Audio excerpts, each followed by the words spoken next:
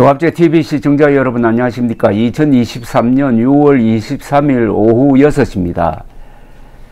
오늘 오후에 배달된 석간 문화일보 사설을 읽다가 깜짝 놀랐습니다. 제목이 티베트 인권 탄압 중국 한자입니다. 중국을 감싼 민주당 불교계의 꼼수 사과란 제목인데 첫 문장이 이렇습니다.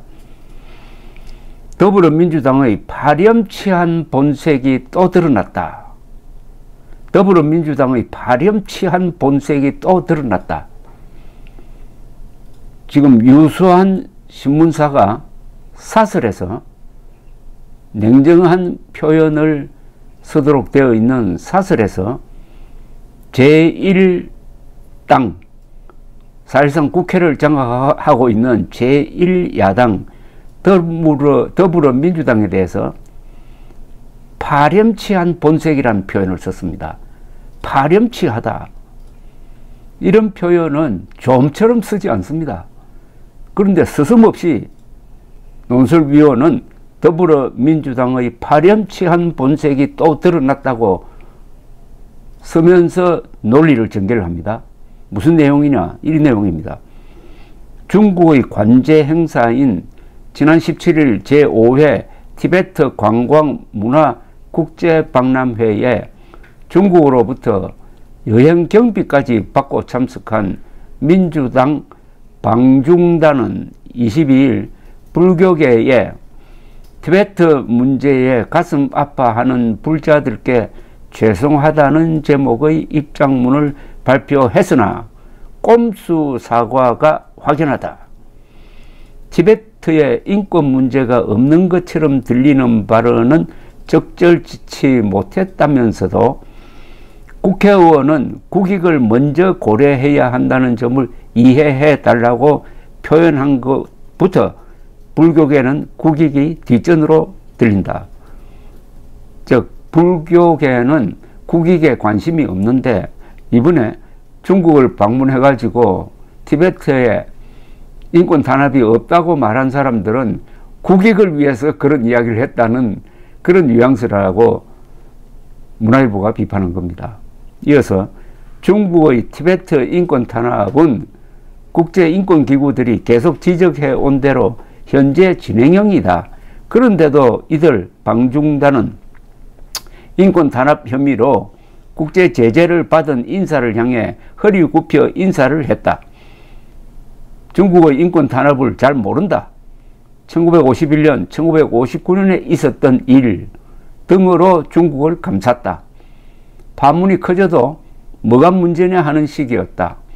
한국 불교 최대 종단인 조계종의 중앙종회가 21일 티베트인들에게 사과하고 한국 불자들에게 해명하라며 티베트 인권 문제에 대한 우려는 세계인의 보편상식이다. 모른다거나 옛날 일로 치부하는 발언에 놀라움과 유감을 표한다고 밝힌 이유다. 하지만 이들은 티베트인들에 대한 사과는 전혀 하지 않았다.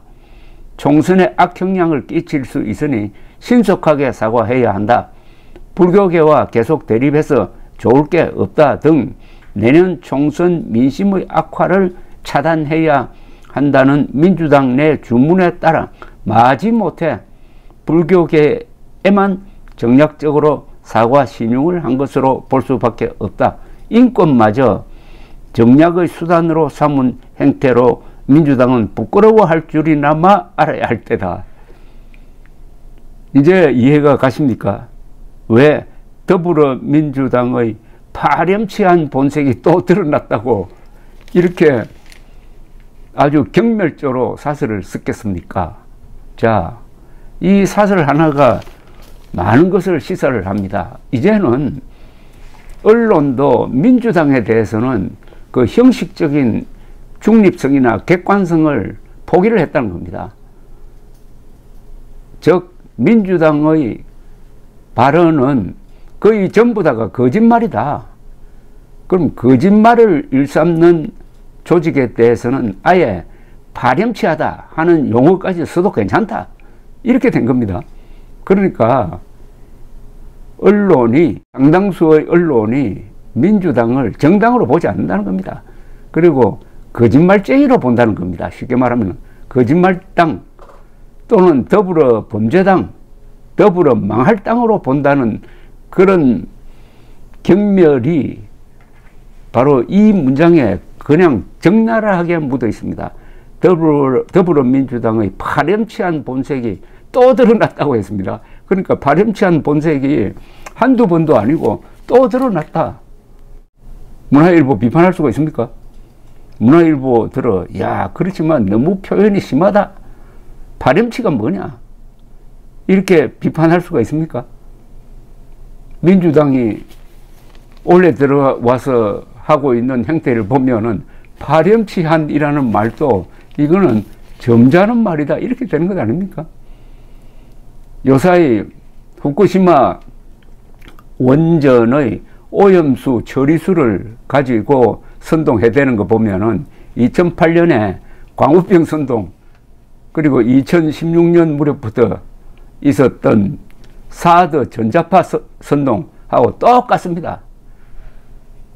광우병 선동 때는 세계에서 가장 안전한 미국산 쇠고기를 먹으면은 인간 광우병에 걸린다고 선동을 해대더니, 그때는 MBC, KBS 당시에 이 민주당이 합세를 해가지고 선동을 해대더니 2016년에는 경북 성주에 배치된 미국 사드 기지에서 나오는 전자파가 치명적이라고 또 거짓말을 해대더니 이제는 안전한 후쿠시마 처리수를 오염수라고, 마치 이게 무슨 핵 폐기물이나 되는 것처럼 선동을 하고 있습니다. 이 색깔의 선동은 과학을 무시하는 겁니다. 과학을 무시하는 사람하고는 도대체 대화가 안 됩니다.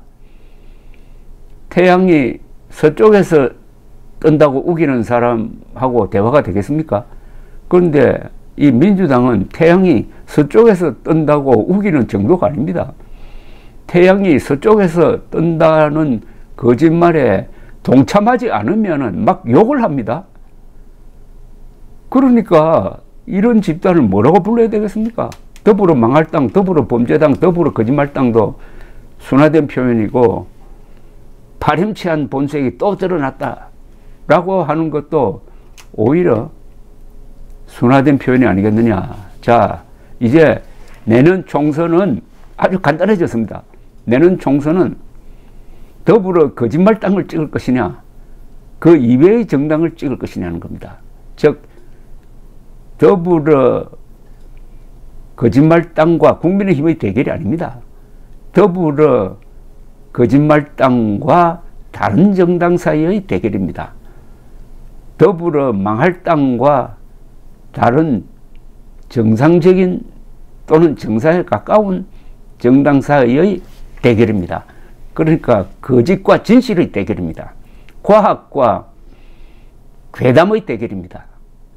여기서 우리 국민들이 어떤 선택을 하느냐 묻는 것 자체가 이게 말이 안 되는데, 그러나 우리 국민 중에 한 30%는 아직도 민주당을 똘똘 뭉쳐서 지지를 하고 있다 이겁니다. 오늘 오전에 갤럽 조사를 보니까 이런 민주당이 지지율이 한 32, 3% 되고 있습니다. 따라서 내년 총선은 민주당을 심판하는 선거이면서 동시에 대한민국 국민을 심판하는 선거입니다. 감사합니다.